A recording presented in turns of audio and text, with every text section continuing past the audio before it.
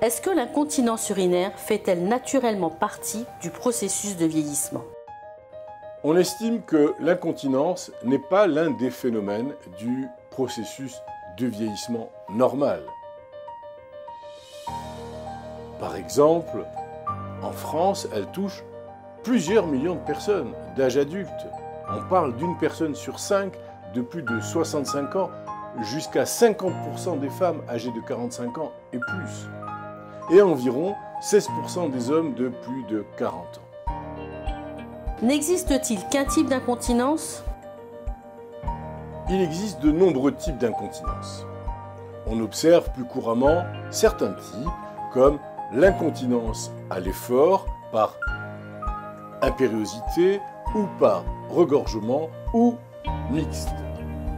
On rencontre moins fréquemment certains autres types, à savoir l'incontinence fonctionnelle, l'incontinence totale, l'incontinence réflexe et l'incontinence transitoire.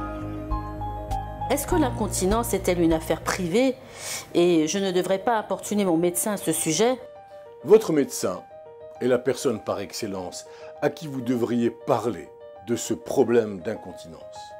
La formation d'un médecin lui permet d'entendre et de comprendre les troubles associés à cette incontinence. Et lorsqu'il aura posé le diagnostic du trouble sous-jacent, il sera en mesure de vous conseiller un traitement approprié ainsi que des stratégies de gestion. Alors, oui, il faut en parler à votre médecin.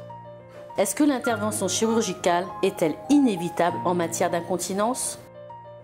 Eh bien, la chirurgie ne constitue pas un traitement inévitable de l'incontinence. Vous pouvez explorer de nombreuses options thérapeutiques avant de choisir, avant d'aboutir à la nécessité d'un acte chirurgical. Mais il est essentiel que le diagnostic soit convenablement établi. La cause de votre incontinence joue un rôle d'une importance majeure quand il s'agit de déterminer quel type de traitement vous devriez recevoir. Est-ce que l'incontinence est une maladie proprement dite?